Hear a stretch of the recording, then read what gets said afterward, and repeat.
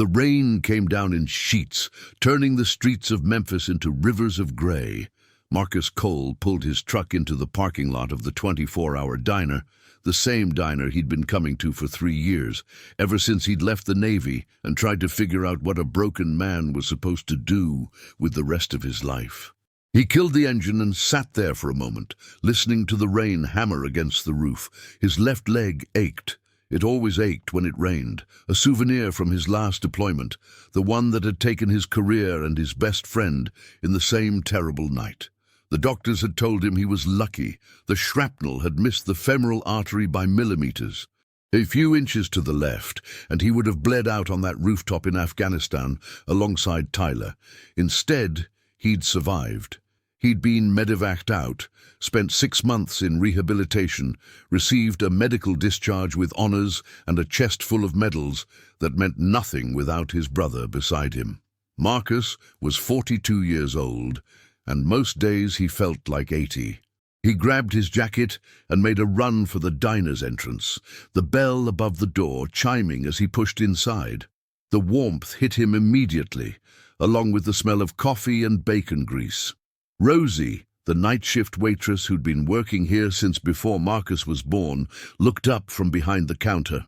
"Usual, hun. You know it." He slid into his regular booth, the one in the corner where he could see both exits. Old habits. The kind that never die, no matter how many years pass between you and the war. Even now, in the safety of a Memphis diner at 2 a.m., part of his brain was cataloging threats, planning escape routes, assessing the other customers for signs of danger. There were only 3 others tonight, an old man nursing coffee and reading a newspaper at the counter, a young couple in a booth near the window, holding hands and whispering, a trucker in a worn flannel shirt, working his way through a plate of hash browns. No threats, just ordinary people living ordinary lives, the kind of life Marcus had forgotten how to live. Rosie brought him coffee without being asked, black, the way he'd been drinking it since basic training. He wrapped his hands around the mug, letting the heat seep into his bones. "Rough night?" she asked, her eyes kind. "Every night's rough. You should talk to someone, Marcus, a professional. This ain't no way to live." "I'm fine, Rosie." She shook her head but didn't push.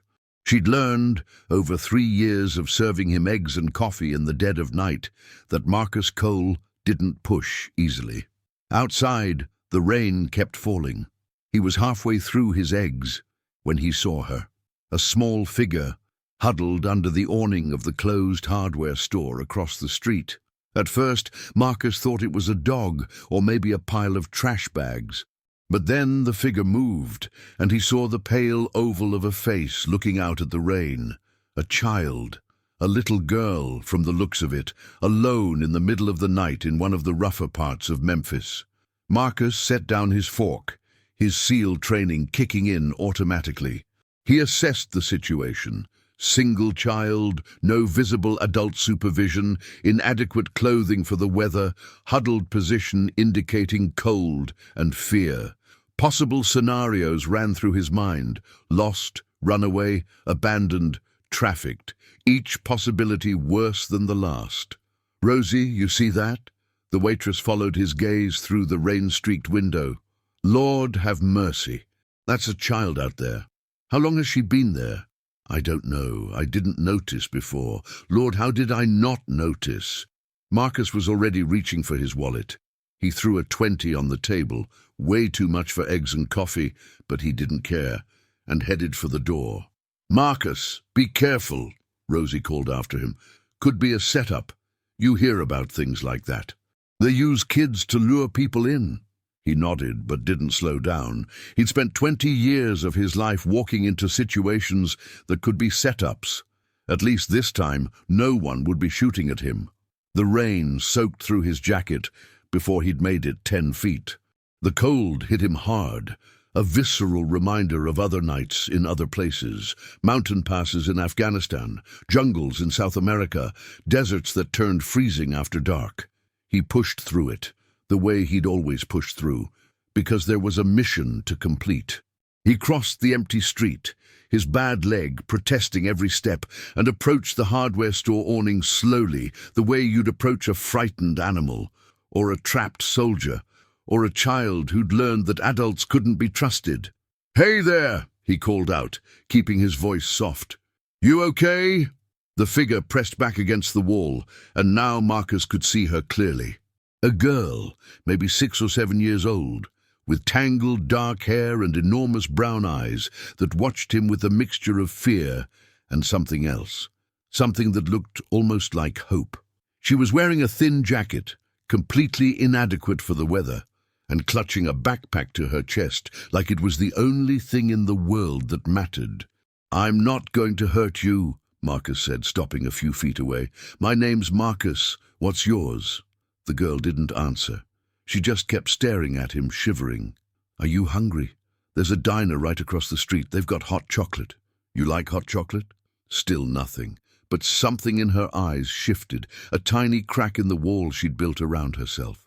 Marcus crouched down, ignoring the pain in his leg, bringing himself to her level. "Look, I don't know what's going on, but you can't stay out here. It's too cold, and it's too late for a kid to be alone. Will you let me help you?" For a long moment, the girl just looked at him. Then slowly, she nodded. "Okay, good. That's good." Marcus held out his hand. "Let's get you warmed up and then we can figure out what to do. Sound like a plan?" The girl hesitated, then reached out and took his hand. Her fingers were ice cold. They made their way across the street, Marcus walking slowly to match her pace, shielding her from the worst of the rain with his body. By the time they reached the diner, they were both soaked, but at least they were inside. Rosie took one look at the girl and sprang into action. Within minutes, there was a blanket around the child's shoulders, a mug of hot chocolate in front of her, and a plate of pancakes on the way. The old man at the counter had woken up from his newspaper stupor and was watching with concern. The young couple had stopped their whispering. Even the trucker had looked up from his hash browns. "Poor little thing," Rosie murmured to Marcus. "Where'd she come from?" "I don't know. She hasn't said a word." "Should we call the police?" "Let me talk to her first, find out what's going on." They watched as the girl wrapped her hands around the mug, drinking in the warmth. She still hadn't let go of her backpack, keeping it on her lap even as she ate, protective of whatever was inside. Marcus recognized that behavior, the way you guard your most precious possessions when you have nothing else. He'd seen it in refugees, in war orphans, in people who'd lost everything. The pancakes arrived, and the girl ate with a controlled desperation that broke Marcus's heart. Hungry, but trying not to show it. Taking small bites, making it last, as if she wasn't sure when her next meal would come. Marcus slid into the booth across from her, moving slowly, keeping his hands visible on the table. Non-threatening, approachable. The same posture he'd use with a scared civilian in a conflict zone. "Can you tell me your name?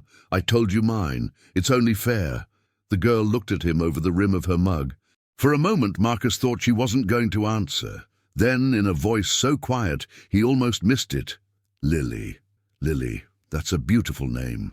He smiled, trying to look as non-threatening as possible, which wasn't easy for a man his size. "Lily, where are your parents?" The girl's face crumpled, and Marcus instantly regretted the question, but she didn't cry. She just looked down at her hot chocolate and said, "Mommy's gone."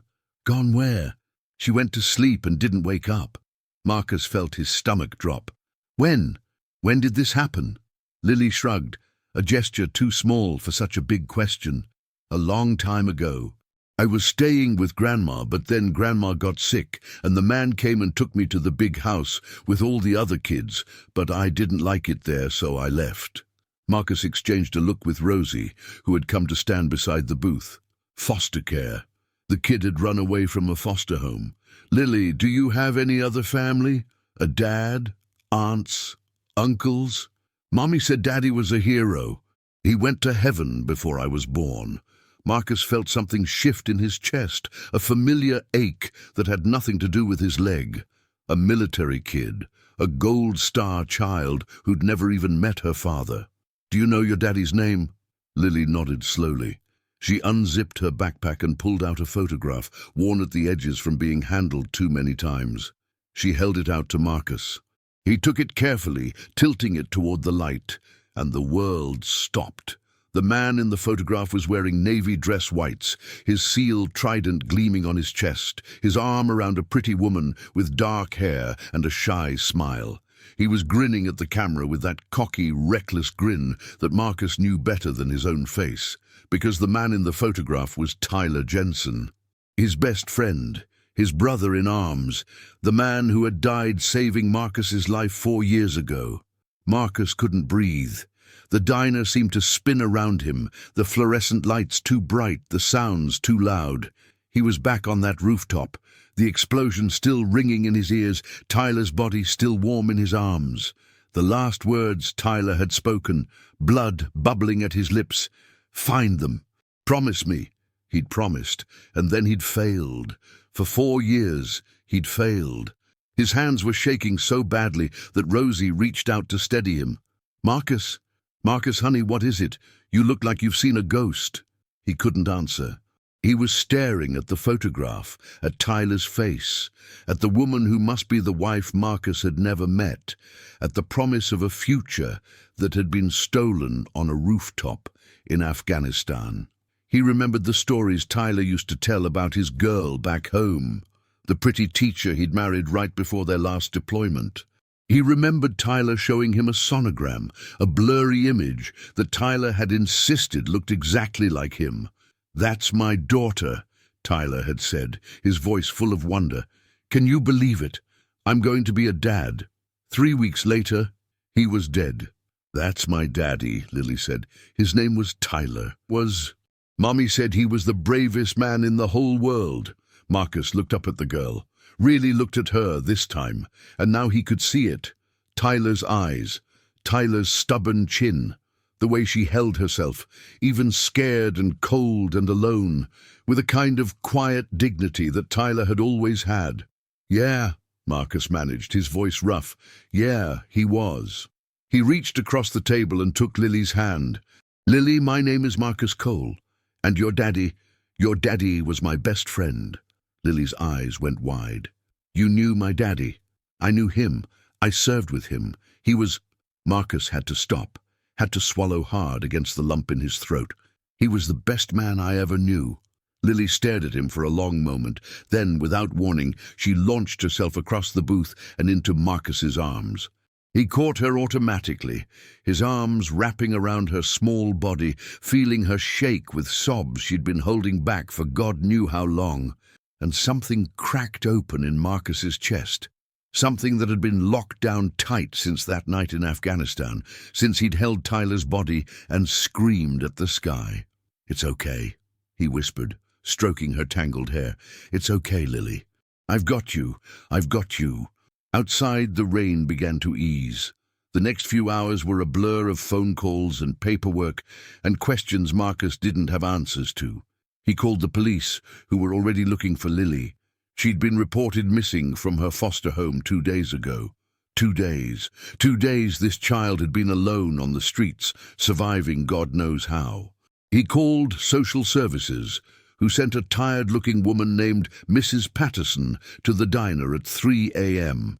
She arrived with a file folder and a weary expression, the look of someone who'd seen too many broken children and not enough happy endings. Through it all, Lily refused to let go of Marcus's hand. Her small fingers gripped his with a strength that seemed impossible for someone so young, as if she knew, instinctively, that this man, this stranger who'd known her father, was her lifeline. "She'll need to go back to the group home," Mrs. Patterson said, flipping through her file. "At least until we can find another placement. We have protocols, Mr. Cole." "Procedures." "She ran away from that place," Marcus said, his voice harder than he intended. "There's a reason she ran. You think a 6-year-old walks out into a rainstorm in the middle of the night for no reason? Mr. Cole, I understand your concern, but—" "No, you don't understand." Marcus leaned forward, using the voice that had commanded men in combat, the voice that brooked no argument. "This girl is the daughter of a Navy SEAL who gave his life for this country. Chief Petty Officer Tyler Jensen. You can look him up. He received the Navy Cross posthumously. He's buried in Arlington National Cemetery." Mrs. Patterson's expression shifted slightly, not dismissive anymore, but cautious. "She's been through more in her short life than most people go through in 50 years, Marcus continued. "Her father died before she was born. Her mother died when she was 4. Her grandmother raised her until she died too. And then the system that was supposed to protect her put her in a place so bad she'd rather take her chances on the streets. The group home has a good reputation. Then why did she leave?" Mrs. Patterson had no answer for that. "What would you suggest, Mr. Cole?" Marcus looked at Lily, who was watching him with those big brown eyes. Tyler's eyes. He thought about his empty apartment, his empty life, the years he'd spent drifting since the Navy. "I want to take care of her." The words surprised him even as he said them, but the moment they were out, he knew they were right. Mrs. Patterson raised an eyebrow. "You want to become her foster parent? If that's what it takes, yes." "Mr. Cole, these things don't happen overnight. There are background checks, home studies, training requirements. Then start the process. Tonight, I'll do whatever it takes." He looked at Lily again. "I made a promise to her father a long time ago. I told him I'd always have his back. I failed him once. I'm not going to fail him again." Mrs. Patterson studied him for a long moment. Then she closed her file and nodded. "I'll see what I can do. But for tonight, she needs to go somewhere. She can stay with me. I have a spare room. I'll give you my address. You can send someone to check on us whenever you want. But I'm not sending her back to that group home." It took another hour of negotiation, but in the end, Mrs. Patterson agreed to an emergency temporary placement. Marcus suspected it had something to do with his military record, or maybe just the fact that Lily had fallen asleep against his shoulder and looked more peaceful than she had all night. By the time the sun came up, Marcus was carrying Lily into his apartment, her backpack slung over his shoulder, her head tucked against his chest. His apartment was small. Living room, kitchen, bedroom, bathroom. Sparse. The furniture was functional but impersonal, the walls bare except for a single photograph on the bookshelf. Tyler's team, taken the week before their last mission.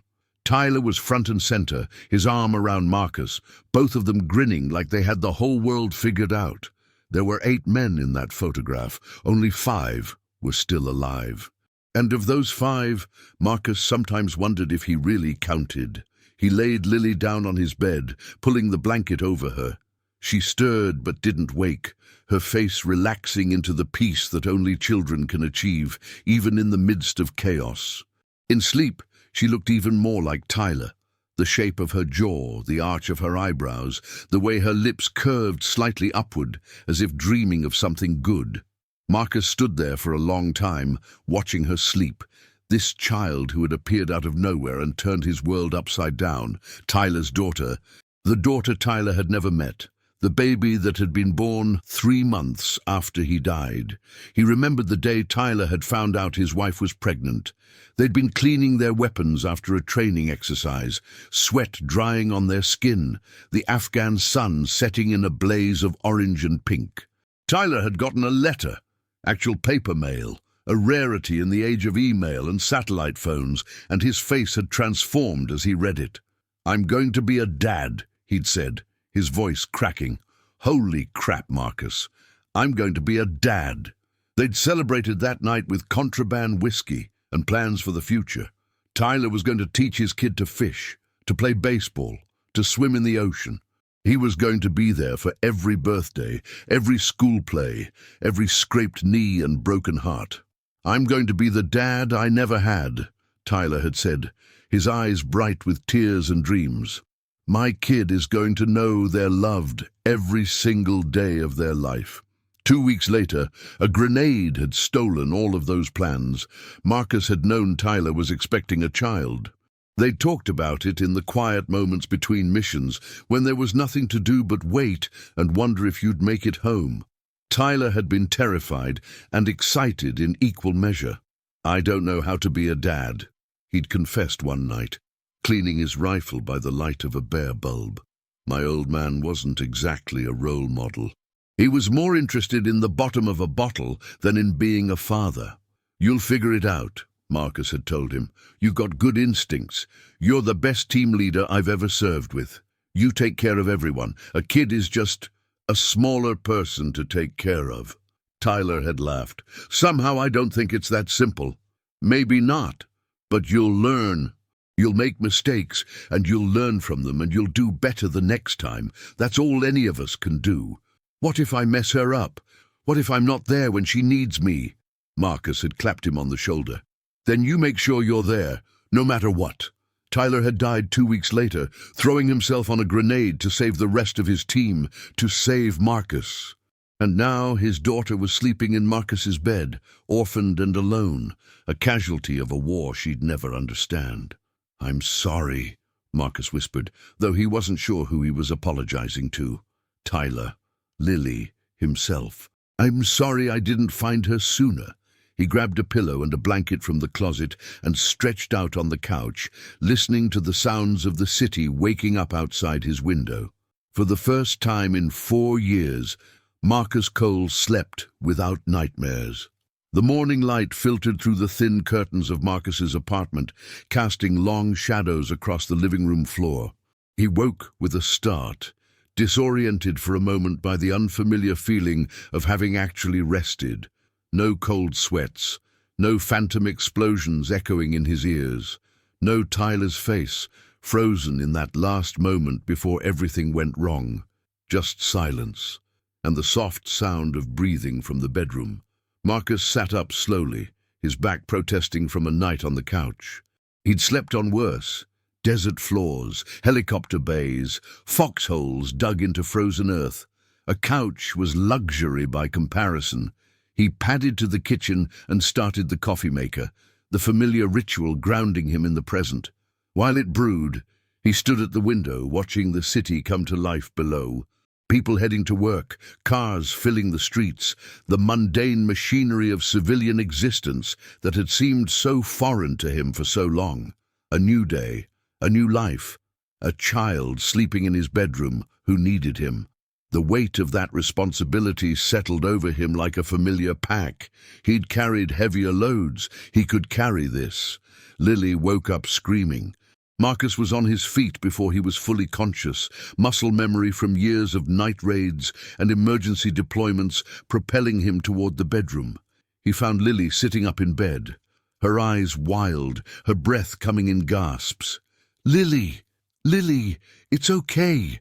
You're safe!" She looked at him without recognition for a moment, still caught in whatever nightmare had pulled her from sleep. Then her eyes focused, and she crumpled. "I dreamed about Grandma," she whispered. "I dreamed she was calling for me, but I couldn't find her." Marcus sat on the edge of the bed, keeping a careful distance. "Do you want to tell me about your grandma?" Lily pulled her knees up to her chest. "She was Mommy's mommy. After Mommy went to heaven, Grandma took care of me. She made cookies and told me stories about Daddy. She said he was a hero who saved people." She was right. But then Grandma got sick. She went to the hospital and didn't come back. The people said she went to heaven too. Lily's voice was matter-of-fact, the way children sometimes are when they've learned to accept the unacceptable. "After that, they put me in the house with all the other kids. But it wasn't the same. Nobody there knew about Daddy. Nobody there cared." Marcus felt his chest tighten. "I care, Lily. I knew your daddy, and I'm going to make sure you're taken care of. I promise." "You promise?" "I promise." He held out his hand, pinky extended. "Pinky, swear." A ghost of a smile crossed Lily's face. She hooked her pinky around his. "Pinky, swear." "Good. Now, are you hungry?" "I'm not much of a cook, but I can make a mean bowl of cereal." "What kind of cereal?" "The kind with too much sugar that your grandma probably wouldn't have approved of." This time the smile reached her eyes. "That sounds good." They ate breakfast together at Marcus's small kitchen table, Fruit Loops for Lily, black coffee for Marcus. The morning sun streamed through the window, painting everything in shades of gold. It felt almost domestic, almost normal, though Marcus knew that nothing about their situation was normal. Lily ate carefully, methodically, the way someone eats when they've learned not to take food for granted. Marcus recognized the behavior. He'd seen it in refugees, in children from war zones, in anyone who'd known real hunger. It broke something inside him to see it in this little girl. "You can have more if you want," he said gently. "There's plenty." Lily looked up, surprised. "Really? Really? Eat as much as you want. There's always going to be more." She nodded slowly, then reached for the cereal box with a tentative hand, as if expecting it to be snatched away. When it wasn't, she poured herself another bowl, and Marcus had to look away so she wouldn't see the moisture in his eyes. After breakfast, Lily asked questions about her father, hungry for any scrap of information Marcus could give her. What was he like? Marcus thought about how to answer. How do you explain a man like Tyler Jensen to a 6-year-old? "He was brave," Marcus said finally. "The bravest man I ever knew, but not the kind of brave that's reckless or stupid. The kind of brave that comes from loving people so much you'd do anything to protect them." "Did he tell jokes?" Marcus laughed. "All the time. Most of them were terrible. He thought he was way funnier than he actually was. Grandma said he was funny. She said he made Mommy laugh. He did. He made everyone laugh." Marcus paused, remembering. He was also stubborn. Once he got an idea in his head, there was no changing his mind, and he was loyal. If you were his friend, you were his friend for life. He'd go to the ends of the earth for the people he cared about. Lily absorbed this information solemnly. "Did he know about me?" "He knew your mommy was going to have a baby. He was so excited, Lily. He used to talk about you all the time, about how he was going to teach you to swim and to ride a bike and to fish. He wanted to teach me to fish. He said every Jensen knows how to fish. It's a family tradition." Lily was quiet for a moment, then, "I don't know how to fish." "Well," Marcus said slowly, "maybe I could teach you. Your dad taught me a few things. It wouldn't be the same as learning from him, but you'd do that?" "Yeah, Lily, I'd do that." She smiled, a real smile this time, and Marcus felt something warm bloom in his chest. For 4 years he'd been surviving, going through the motions, waiting for something, though he'd never known what. Now he knew. He'd been waiting for this, for her. Later that day, while Lily napped on the couch, she was still exhausted from her ordeal, her small body trying to catch up on days of fear and hunger. Marcus called his mother. Patricia Cole was 73 years old and still as sharp as the day she'd raised 4 kids on a factory worker's salary. She'd buried a husband and a son, watched another son come back from war in pieces, and kept going through it all with a quiet strength that Marcus had always admired. "Marcus, is everything all right? You never called during the day." "Everything's fine, Ma. I need some advice." He told her the whole story, the diner, the rain, the little girl with Tyler's eyes, the photograph that had stopped his heart, the promise he'd made and failed to keep. When he finished, there was a long silence on the other end of the line. "Marcus," his mother finally said, her voice thick with emotion, "that child needs you." "I know." "No, I mean, she needs you. Not just someone, you. You knew her father. You carry his memory. You can give her something no one else can." "I don't know anything about raising kids, Ma." "Neither did I when I had you. Neither does anyone. You learn, you make mistakes, you keep trying." She paused. "Do you love her?" Marcus looked at the couch, where Lily was curled up under a blanket, her dark hair spread across the pillow, her face peaceful in sleep. "Yeah," he said. "Yeah, I think I do." "Then that's all you need. Everything else, you figure out as you go." After he hung up, Marcus sat for a long time, watching Lily sleep. His mother was right. She usually was. He didn't know what he was doing. He'd probably mess up 100 times, but he would show up. Every day he would try. That's what Tyler would have done. The next few weeks were a crash course in parenthood.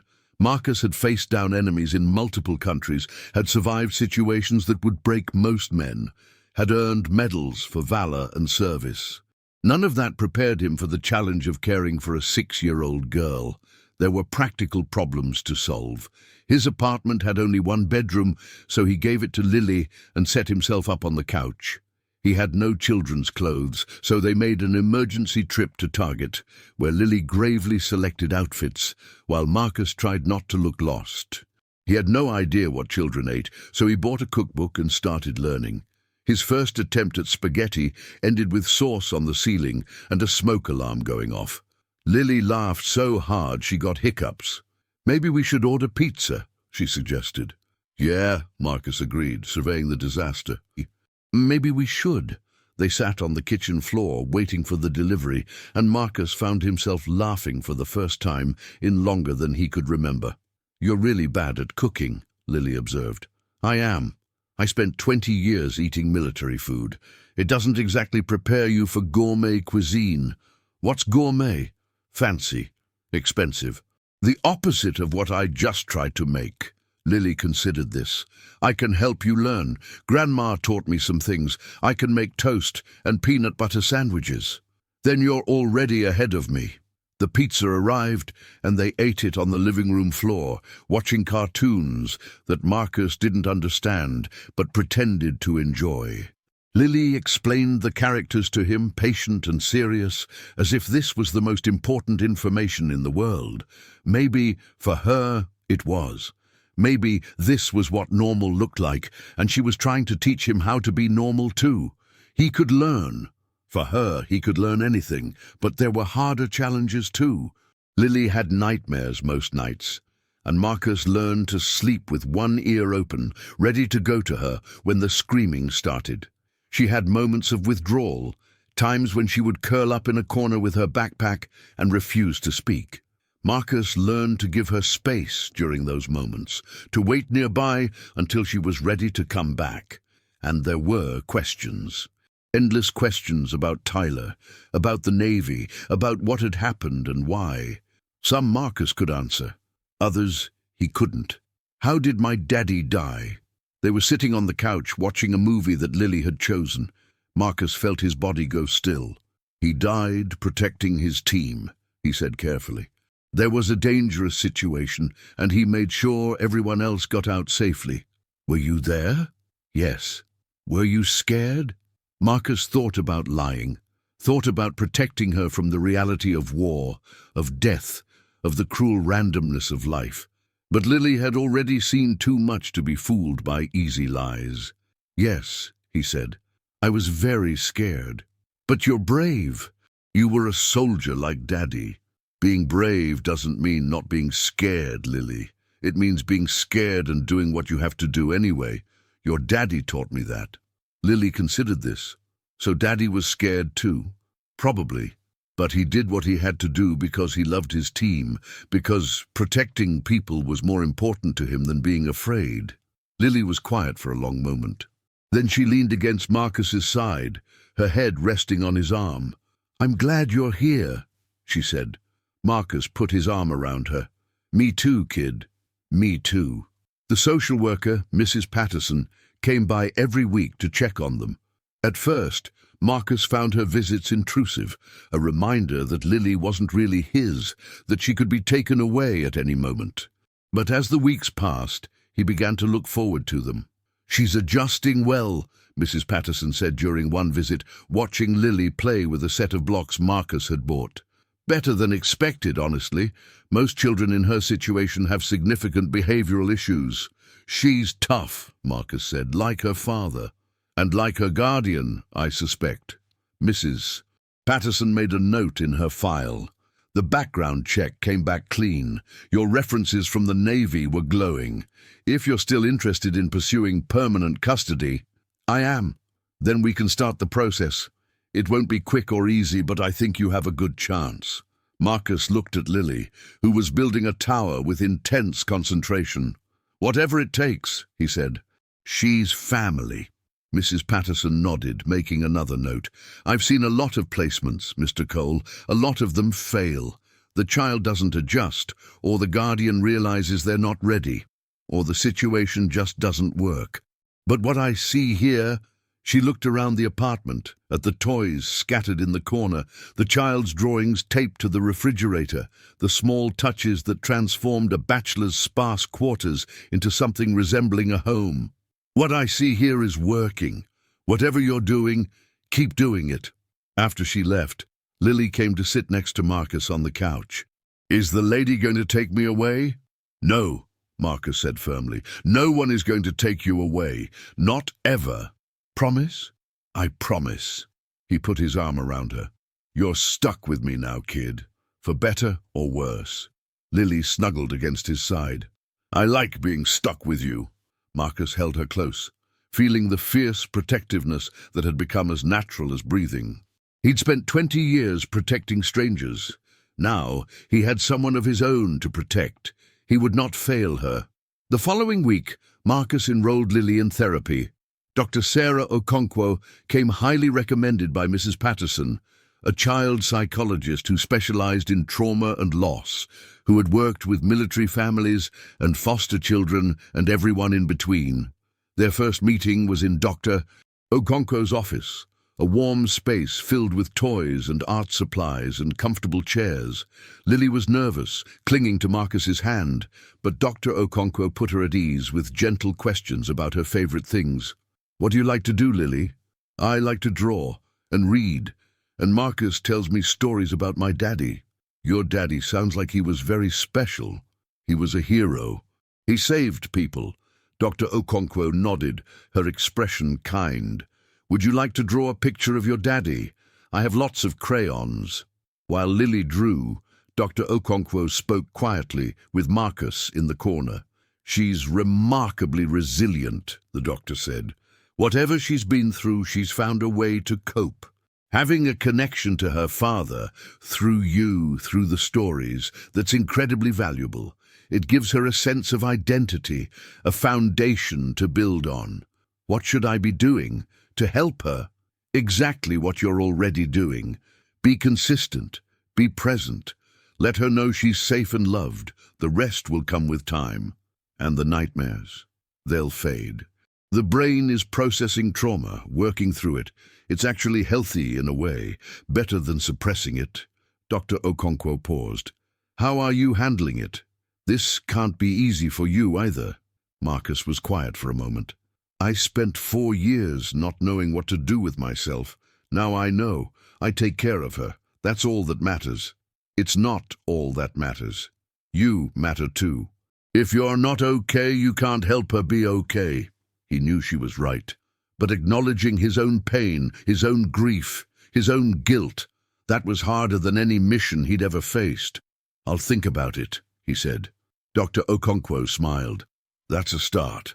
A month after Lily had appeared in his life, Marcus took her to meet some of his old teammates. He'd kept in touch with a few of them, the ones who'd survived, the ones who'd made it home in body, if not always in spirit. They met at a bar in Virginia Beach, a place that catered to veterans and understood that sometimes a man needed to drink in peace. Lily was nervous, gripping Marcus's hand tightly as they walked through the door. But she stood tall, the way Marcus had taught her, the way Tyler would have wanted. "There he is!" A booming voice cut through the noise of the bar, and a massive black man with a shaved head emerged from a corner booth. "Marcus Cole, you son of a gun! You actually showed up! Brooks, good to see you, man!" They embraced, the kind of backslapping hug that men who've seen combat together share. Then Brooks noticed Lily. "And who's this little soldier?" "This is Lily, Lily Jensen." Brooks's face changed. The joking demeanor vanished, replaced by something softer, sadder. "Jensen," he repeated. "Tyler's kid?" "Yeah." Brooks crouched down, bringing himself to Lily's level. "Well, hello there, Lily. I'm Brooks. I served with your daddy." Lily studied him with those serious brown eyes. "Did you know him well?" "I knew him very well. He was one of the best men I ever served with." Brooks glanced up at Marcus. "I didn't know he had a daughter." "Neither did I, not until a month ago." Brooks shook his head slowly. "Life's got a way of surprising you, doesn't it?" They made their way to the booth, where 2 other men were waiting. Rodriguez, who'd lost an arm in the same explosion that had taken Tyler's life, and Walsh, who'd gotten out of the Navy with his body intact, but struggled with demons no one could see. Marcus introduced Lily to each of them, and watched as these hardened warriors transformed into gentle uncles, competing to make her laugh, to tell her stories about her father. "Your dad once ate an entire jar of jalapeno peppers on a dare," Rodriguez said. "Spent the next 3 days regretting it. He could do a perfect impression of every officer we ever served under," Walsh added. "Used to have us in stitches." "He was the worst poker player I ever met," Brooks said, "but he'd never admit it. Always convinced he was about to turn it around. He owed me $50 when he died," Rodriguez added. "Never paid up. Typical Jensen." "Wait," Lily said, her eyes wide.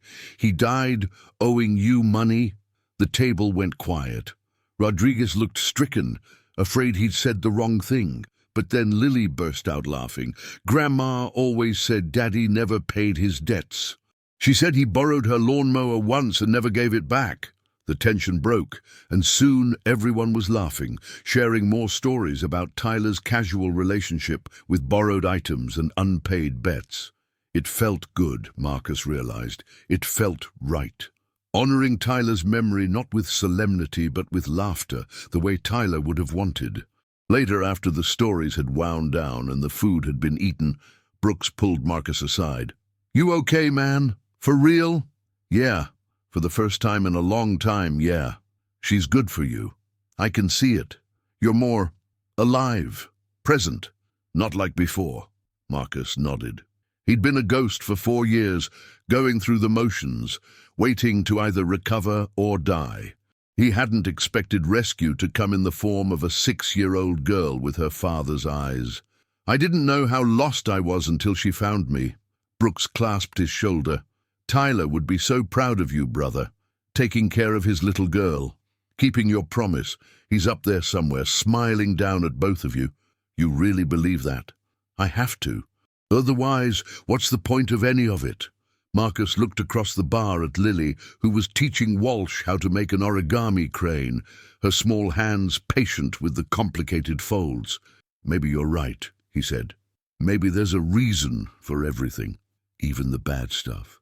Especially the bad stuff. If I hadn't been in that diner at that exact moment, if it hadn't been raining, if she hadn't run away from that foster home," Marcus shook his head, "all those terrible things had to happen for her to end up with me.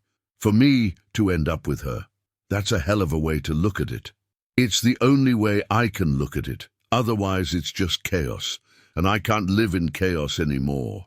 Lily soaked it all in, her eyes bright, her questions endless. For the first time, Marcus saw her as something other than a grief-stricken child. She was becoming someone, building an identity from the fragments of her father's memory. "She's got his spirit," Brooks said quietly, when Lily had gone to the bathroom and they were alone. "Same determination, same heart." "Yeah," Marcus agreed, "she does. You're good with her, Cole. I wasn't sure when you told me what happened, but seeing you together," Brooks shook his head. "Tyler would be proud." "I hope so." Marcus took a long drink of his beer. "I'm not sure I know what I'm doing." "None of us do, man. That's the secret of parenthood. You just show up every day and do your best." "Is that what you do?" Brooks had 3 kids of his own, teenagers now. He nodded. "That's all any of us can do." Later, as Marcus drove Lily back to Memphis, she fell asleep in the back seat, exhausted from the excitement of the day. Marcus watched her in the rearview mirror, this small person who had somehow become the center of his world. "I'm trying, Tyler," he said softly.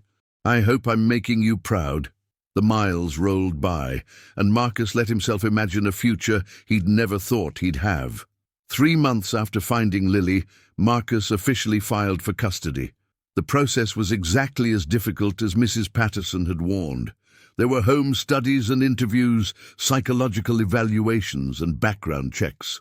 Marcus had to take parenting classes, had to prove that his income was stable, that his apartment was suitable, that he was capable of providing for a child's physical and emotional needs.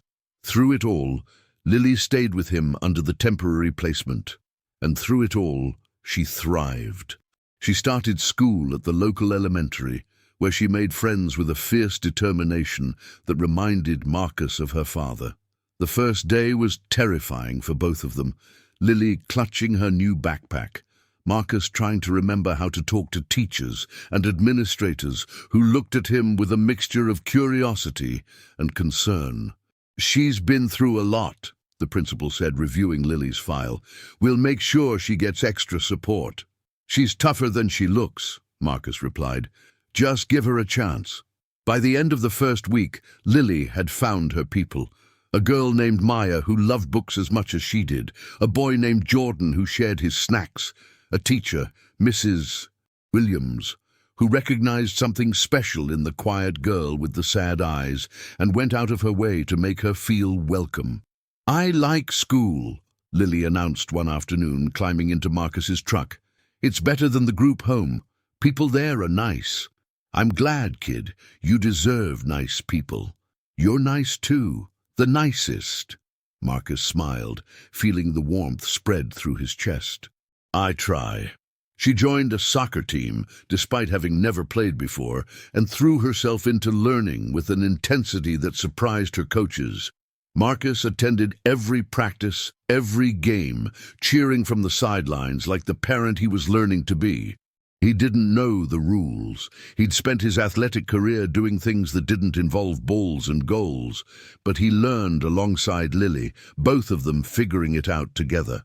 "Dad, watch this," she called during one practice, lining up for a kick. Dad. She'd started calling him that casually, naturally, as if it had always been true.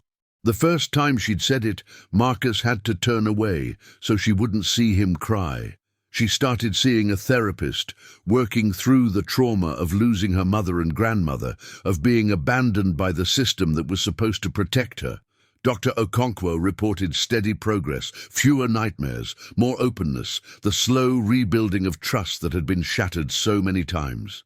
"She talks about you constantly," the doctor told Marcus during one of their check-ins. "About the stories you tell her, the things you teach her. You've become her anchor, Mr. Cole, her safe place." "I'm just doing what anyone would do." "No, you're doing what very few people would do, and you're doing it exceptionally well. Don't underestimate that." And every night before bed, she and Marcus had a ritual. She would ask him to tell her a story about her father, and he would reach back into his memory and pull out another fragment of Tyler Jensen's life. The time they'd gotten lost in the mountains of Afghanistan and had to navigate by the stars. The time Tyler had talked his way out of a confrontation with local militia, using nothing but charm and broken Arabic. The time he'd stayed up all night with a sick teammate, telling jokes to keep his spirits up. "Tell me about the last time," Lily said one night. "Tell me what happened." Marcus had been dreading this request. He knew it would come eventually, but he'd hoped for more time. "Are you sure?" he asked. "It's not a happy story. I need to know, I need to understand." So Marcus told her. Not all of it. She was too young for the worst details, but enough. He told her about the mission, about the team, about the brothers who trusted each other with their lives. "We were in a bad place," Marcus said, choosing his words carefully. "The kind of place where everything can go wrong very fast, and it did. We were surrounded and there was no way out." Lily listened with the intensity of a child trying to understand something too big for her years. "Your daddy, he was always the first one to move, the first one to act. He didn't think about himself. He only thought about us, about keeping us safe." "What did he do?" Marcus took a deep breath.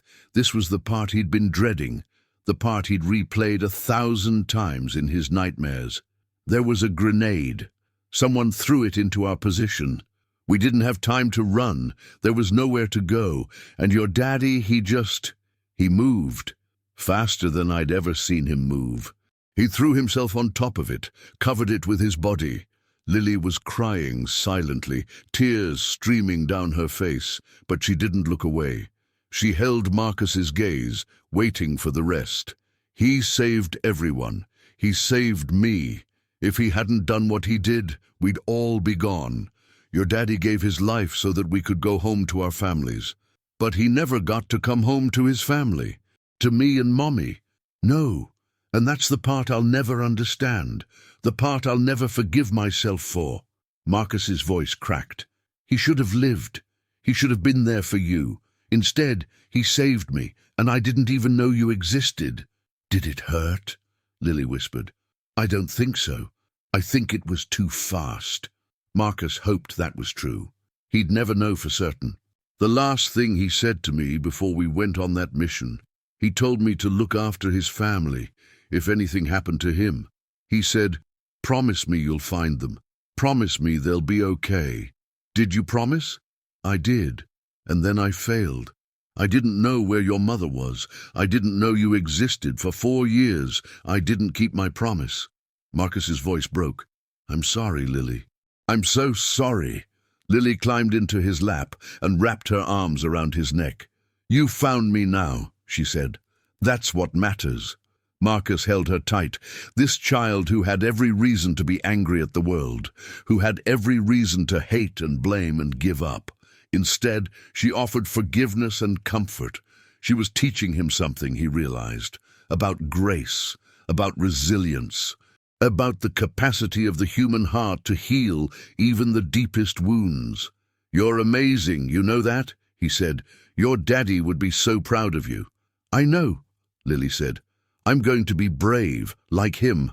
I'm going to help people." "I believe you will." She pulled back, her face serious. "Marcus?" "Yeah? When you adopt me, can I call you Dad?"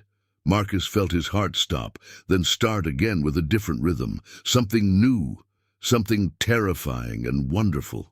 "If you want to," he managed. "If that's what you want. I want to. My daddy, my first daddy, is in heaven, but you're here, and I think he would want me to have a dad on earth too." Marcus cupped her face in his hands, looking into those brown eyes, Tyler's eyes, that had seen too much sorrow for one so young. "I would be honored," he said. "I would be so honored." The custody hearing was set for a Tuesday in May.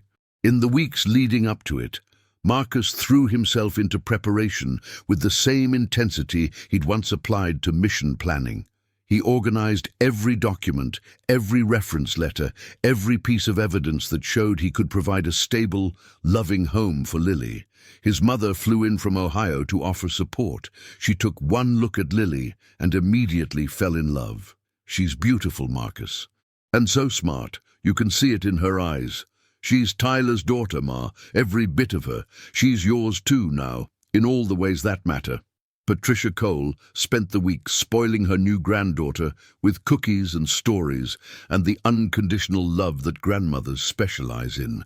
Lily blossomed under the attention, opening up in ways Marcus hadn't seen before. "Grandma Patricia is nice," Lily said one night, after Patricia had tucked her in with a story about Marcus as a little boy. "She said you used to get in trouble a lot. I may have been a handful. She said you put a frog in your sister's bed once." "That was a misunderstanding." Lily giggled. "I like her. I like having a grandma again." The words hit Marcus harder than he expected. A grandma again.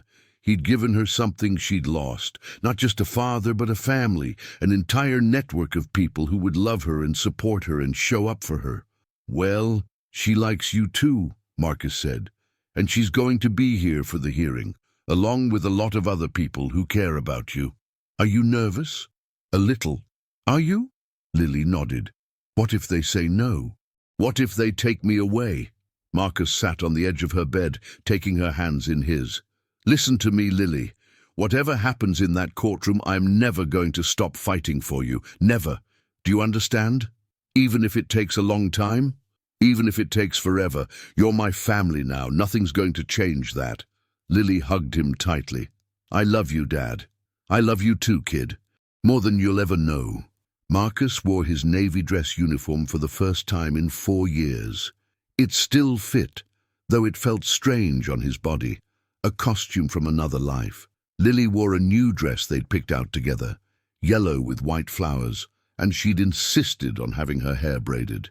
"Do I look okay?" she asked, twisting in front of the mirror. "You look beautiful. Do you think the judge will like me?" "The judge is going to love you. Everyone loves you." "Not everyone. Some of the kids at school. The kids at school are jealous because you're smarter and braver than them." Marcus knelt down, meeting her eyes. "Lily, no matter what happens today, I want you to know something. You are the best thing that's ever happened to me. Finding you, getting to know you, watching you grow, it's the greatest honor of my life." Lily hugged him fiercely. "I love you, Marcus. I love you too, kid." The courthouse was intimidating, all marble and columns and the weight of authority. Mrs. Patterson was there, along with a lawyer who'd been helping Marcus navigate the legal maze. Brooks had flown in from Virginia Beach to offer support, and Rosie had closed the diner for the morning to be there. Marcus's mother sat in the front row, a tissue already in her hand.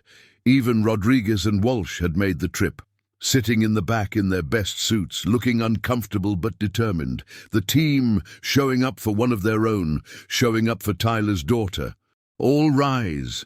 The judge was a woman in her 60s, with sharp eyes and a reputation for fairness. She'd reviewed the case file, Marcus knew, had seen everything: his military record, his psychological evaluations, the reports from Mrs. Patterson's visits. She'd seen his decorations and his discharge papers, his income statements and his references. What she hadn't seen, what no file could capture, was the way Lily had transformed in the past 6 months. The nightmares that had once plagued her nightly had become rare. The moments of withdrawal had given way to moments of joy, laughter and play, and the tentative exploration of a child learning to trust again. The hearing proceeded through its formal stages. Mrs. Patterson testified to Marcus's fitness as a parent. The lawyer presented evidence of his stable income, his suitable home, his clean background. Character witnesses spoke to his integrity and dedication. Then it was Marcus's turn. "Mr. Cole," the judge said, "tell me in your own words why you believe you should be granted custody of this child." Marcus stood, his leg aching, his heart pounding. He looked at Lily, who was watching him with absolute faith, and drew strength from her trust. "Your Honor, 6 months ago, I was a broken man. I'd spent 4 years drifting, trying to find a reason to keep going. I'd lost my best friend, my career, my sense of purpose. I was surviving, but I wasn't living. Then I found Lily, or maybe she found me. Either way, everything changed. Lily is the daughter of Tyler Jensen, the man who saved my life. He died so that I could live, and for 4 years I wondered why. What was I supposed to do with this life he'd given me? What was the point? Now I know. The point is her. The point is giving her the life Tyler would have wanted her to have. The point is loving her, protecting her, teaching her the things her father would have taught her if he'd had the chance. I'm not a perfect man. I've made mistakes. I've failed people. But I promise you, Your Honor, I will never fail Lily. I will be there for her every day for the rest of my life. I will give her everything I have, because that's what Tyler would have done. And keeping his memory alive, honoring his sacrifice by caring for his daughter, that's the greatest gift I could ever receive." Marcus sat down, his hands trembling. Lily reached over and took one of them, squeezing tight. The judge was quiet for a long moment, reviewing her notes. Then she looked up. "Lily, would you like to say anything?" Lily stood, her spine straight, her voice clear. "Yes, Your Honor. Go ahead. Marcus is the best person I know. He found me when I was scared and alone, and he took care of me even though he didn't have to. He tells me stories about my daddy, and he teaches me to be brave, and he makes really bad spaghetti, but he's getting better. I know my daddy is in heaven, and I know I can't see him again until I go there too. But Marcus makes me feel like Daddy is still here in a way, like the love Daddy had for me didn't disappear when he died. It just moved into Marcus. I want him to be my dad. I want to be his daughter. Please let us be a family." The courtroom was silent. Marcus saw Brooks wiping his eyes, Rosie pressing a hand to her mouth, Mrs. Patterson smiling through her tears. The judge cleared her throat. "In all my years on this bench, I have rarely heard such eloquent testimony, and never from someone so young." She closed her file and folded her hands. "It is the finding of this court that Marcus Cole is fit and proper to serve as the permanent guardian and adoptive father of Lily Jensen. Custody is granted, effective immediately." The gavel came down, and Lily threw herself into Marcus's arms. "We did it," she whispered. "We're a family." "Yeah," Marcus said, holding her tight, tears streaming down his face. "We're a family." Outside the courthouse, the sun was shining. Marcus carried Lily on his shoulders, the way Tyler used to carry him when he was wounded, the way Tyler had carried the weight of his team on every mission. Brooks clapped him on the back. Rosie kissed his cheek. Mrs. Patterson shook his hand and told him she'd never seen a better outcome. "So what now?" Lily asked, looking down at him from her perch. "Whatever you want, kid. Today is your day. Can we go fishing?" Marcus laughed, surprised by the request, but delighted by it. Fishing it is. They stopped at a sporting goods store on the way out of the city. Marcus helped Lily pick out her first fishing rod, a child-sized one, purple, because that was her favorite color this week. They bought tackle and bait and a cooler for snacks, all the supplies Tyler would have gathered for his daughter's first fishing trip. "Daddy would have bought me a purple rod too," Lily said confidently. "Purple's the best color." He probably would have. He spoiled everyone he loved. They drove out of the city, past the suburbs and into the countryside, where Marcus knew a quiet spot by a river. He'd come here sometimes, in those dark years after the war, to sit and think and try to find peace. He'd never found it, not until now. They set up by the water's edge, Marcus showing Lily how to bait a hook, how to cast a line, how to wait with patience for something that might never come. "Daddy would have been good at this," Lily said. "He was. He taught me most of what I know. Tell me another story about him." So Marcus did. He told her about the time Tyler had caught a fish so big he'd fallen into the river trying to reel it in. About the fish stories Tyler used to tell, each one more exaggerated than the last. About the time they'd gone fishing on a day off during deployment, using improvised gear and sheer determination. "I wish I could have known him," Lily said. "You do know him. Every story I tell you, every memory I share, that's him living on. He's part of you, Lily, in your DNA, in your heart, in the way you face the world with courage and kindness. And in you." "Yeah," Marcus said, "in me too." They sat in comfortable silence, watching their lines bob in the water. The sun was warm, the birds were singing, and for the first time in longer than he could remember, Marcus felt at peace. "Marcus? Yeah, kid? Thank you for everything." He put his arm around her, pulling her close. "Thank you, Lily, for giving me something to live for." 2 years later, the gymnasium of Lily's elementary school was decorated with American flags and red, white, and blue streamers. A banner across the stage read "Veterans Day Celebration" in bold letters. Families filled the folding chairs, their voices creating a buzz of anticipation. Children in their best clothes fidgeted nervously, clutching speeches and drawings and projects they'd prepared for weeks. Marcus sat in the front row, Brooks on one side, Rosie on the other. His mother had come too, sitting beside Rosie with tissues at the ready. Rodriguez and Walsh were there, both of them having driven through the night to be present. His legs still ached. It would probably always ache, but he hardly noticed anymore. There were more important things to focus on. Like the 8-year-old girl walking to the podium, Lily had grown in the 2 years since that rainy night in Memphis. She was taller now, her dark hair longer, her face losing its baby roundness. But her eyes were the same, Tyler's eyes, watching the world with curiosity and courage. She walked with confidence, with the quiet assurance of a child who knows she is loved, who knows she belongs. She was wearing a new dress, purple with white flowers, and around her neck hung a gold chain with a seal trident pendant, a gift from Marcus on the anniversary of her adoption, the day their family became official. "Hello," she said, her voice amplified by the microphone. "My name is Lily Jensen Cole. I'm here to talk about my daddy." She paused, and Marcus saw her take a deep breath. The same deep breath he'd taught her, the one Tyler had taught him. In through the nose, out through the mouth. "You're stronger than you know." They'd practiced this speech together, but performing it was another matter. Public speaking was hard for anyone, let alone a child standing in front of hundreds of people, talking about the most painful subject in her life. "I have two daddies," Lily continued, her voice growing stronger. "One is in heaven and one is sitting right there." She pointed at Marcus, and a ripple of soft laughter went through the crowd. "They're both heroes."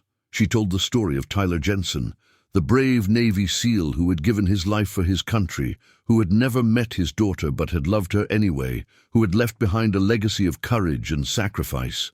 And she told the story of Marcus Cole, the broken soldier who had found a lost child on a rainy night, who had chosen to honor his fallen brother by raising that child as his own, who had taught her that family isn't always blood. "My first daddy saved people he'd never met," Lily said. "My second daddy saved me. They're both heroes because they both did what heroes do. They showed up when it mattered. They loved people more than they loved themselves." She looked directly at Marcus. "Daddy, both of you, I promise I'm going to make you proud. I'm going to be brave and kind and strong. I'm going to help people whenever I can. I'm going to live the kind of life you would want me to live." She stepped back from the podium as the gymnasium erupted in applause. Marcus was on his feet without remembering standing, tears streaming down his face, his heart so full he thought it might burst. Lily ran to him, and he caught her, lifting her high the way he'd seen fathers do with their children, the way Tyler would have done if he'd had the chance. "I love you, Daddy," she whispered. "I love you too, Lily. To the moon and back, to the stars and beyond." It was their ritual now, the words Tyler had never gotten to say to his daughter, passed down through Marcus like an inheritance of love. Outside, the sun was shining, the world was full of possibility. And Marcus Cole, former Navy SEAL, broken soldier, unlikely father, walked out into the light with his daughter's hand in his. He'd spent 4 years wondering why Tyler had saved his life. Now he knew. Not for himself, for her, for the family Tyler had left behind and the family Marcus had found. Some gifts aren't meant to be understood, they're meant to be lived. And Marcus intended to live this one fully, for as long as he had breath in his body. For Tyler, for Lily, for the promise kept at last. 5 years later, the beach was crowded with families enjoying the warm Virginia day, but Marcus had staked out a spot early, setting up chairs and an umbrella, a cooler full of drinks and snacks. The sound of waves crashing against the shore mixed with the laughter of children, seagulls crying overhead, and the distant thump of a beach volleyball game. Marcus had never imagined himself as a beach person. For most of his life, beaches had meant something else entirely.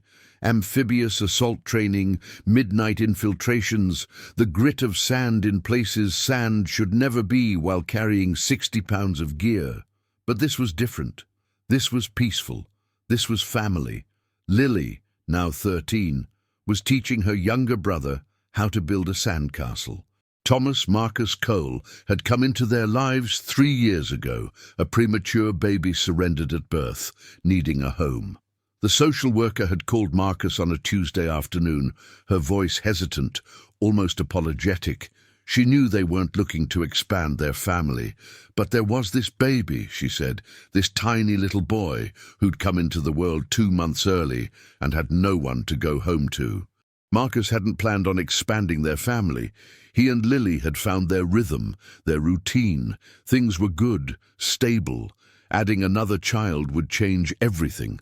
But when Lily had seen the baby's picture, she'd looked at him with those serious brown eyes, Tyler's eyes, and said, "He needs us, Dad. He needs a family, just like I did." She was right, she usually was. Now Thomas was 3, a bundle of energy with Marcus's stubborn streak and a smile that could melt the coldest heart. He adored his big sister, following her everywhere, mimicking everything she did. Lily, in turn, had embraced her role as big sister with the same fierce dedication she brought to everything in her life. "No, Tommy, the moat goes around the castle," Lily was explaining patiently. "Otherwise, how will it protect the princess?" "Princess," Tommy agreed enthusiastically, scooping sand with his small shovel. Marcus watched them, a smile playing at his lips. This was his life now. Sandcastles and soccer games, homework help and bedtime stories, school plays and parent-teacher conferences, band concerts and birthday parties, the ordinary, extraordinary life of a family.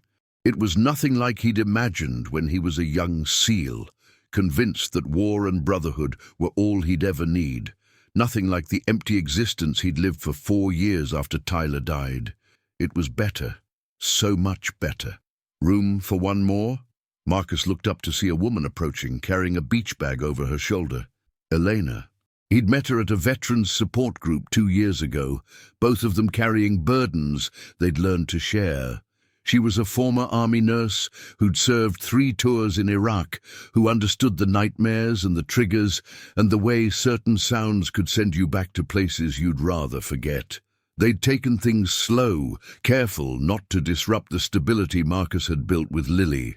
But Lily had surprised him, opening her heart to Elena with the same fierce loyalty she showed to everyone she loved. "There's always room for you," Marcus said, standing to kiss her cheek. Elena settled into the chair beside him, her eyes finding the children. "How long have they been at it?" "About an hour. Tommy's getting better. He's got a good teacher." They sat in comfortable silence, watching the waves roll in. Marcus thought about all the beaches he'd seen in his life, the ones where he'd trained, the ones where he'd fought, the ones where he'd tried to wash away memories that wouldn't fade. This one was different. This one was home. "I've been thinking," Elena said. "Dangerous activity." She swatted his arm. "Shut up. I've been thinking maybe it's time." "Time for what?" "For us to make it official, the 4 of us. A family for real." Marcus turned to look at her. "Elena, I know it's fast. I know we said we'd take it slow. But Marcus, we've been taking it slow for 2 years. And I love you. I love Lily and Tommy. I want to be with you, all of you, forever." Marcus felt something swell in his chest. He thought about Tyler, about the life his brother had never gotten to live, about the wife he'd left behind, the daughter he'd never met. Tyler had wanted this, a family, a future, a reason to come home. He'd given that gift to Marcus, and now Marcus had a chance to honor it. "Yes," he said. "Yes, yes. Let's do it. Let's be a family." Eleanor's smile was brighter than the sun. She threw her arms around him, and Marcus held her tight, feeling the pieces of his life finally fall into place. "Lily!" he called. "Tommy, come here!" The children came running, Tommy's chubby legs churning through the sand, Lily's longer stride keeping pace. "What's up, Dad?" Lily asked. "Elena and I have something to tell you." Lily's eyes went wide. She looked between them, her expression flickering through surprise, hope, joy. "Really?" she breathed. "For real? For real?" Lily threw herself at Elena, hugging her fiercely. "Finally! I've been waiting forever." "I know, sweetheart. I know." Tommy, not understanding but wanting to be part of the excitement, joined the hug, wrapping his small arms around as many legs as he could reach. "Group hug," he announced. And there on the beach, with the sun shining and the waves singing and the future stretching out before them like an endless ocean, Marcus Cole held his family close and let himself be happy.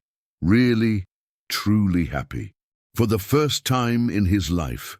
That night, after the children were in bed and Elena had gone home to pack some things, Marcus sat alone on his back porch, looking up at the stars. He thought about Tyler, about all the years they'd served together, about the brotherhood that had defined his youth. He thought about the night Tyler had died, the explosion that had ended one life and shattered another. He thought about rain and diners and a little girl with brown eyes who had appeared like a miracle and saved his soul. "I hope you can see this, brother," he said softly. "I hope wherever you are, you know she's okay. She's more than okay. She's amazing. You'd be so proud of her." The stars twinkled indifferent and eternal. "I kept my promise. It took me a while, but I kept it. Your little girl is safe. She's loved. She's going to grow up and change the world just like you always dreamed." A shooting star streaked across the sky, bright and brief, gone before he could finish the thought. "Thank you." Marcus whispered. "Thank you for saving me. Thank you for giving me a reason to live. Thank you for her." He sat there until the night grew cold, talking to a friend who would never answer, honoring a memory that would never fade. Then he went inside, to the life Tyler had given him, and closed the door on the darkness. In the morning, Lily found him in the kitchen, making pancakes. They were better now. Years of practice had turned his kitchen disasters into passable meals, though Lily still teased him about the great spaghetti fire of their first month together. "Were you talking to Daddy Tyler last night?" she asked, sliding into her seat at the table. Marcus flipped a pancake, considering how to answer. He never lied to Lily. He'd promised her that from the beginning, and he'd kept that promise even when the truth was hard. "Yeah, I was. What did you tell him?" "That you're amazing, that you're going to change the world, that he would be so proud of the person you've become." Lily smiled. That same smile that looked so much like Tyler's. It made Marcus's heart ache and soar at the same time. "I think he knows," she said. "I think he's always known." "You think so?" "Yeah, Mrs. Harper, my old counselor, remember? She used to say that the people we love never really leave us. They're woven into who we are. So Daddy Tyler isn't really gone. He's part of me. And he's part of you too, because you carry his memory." Marcus set down the spatula and crossed to his daughter, wrapping her in a hug. "When did you get so wise?" "I learned from my dads," she said. "Both of them. Tomorrow there would be sandcastles to build and stories to tell, promises to keep and love to share. Tomorrow there would be family. And that was enough. More than enough. Everything.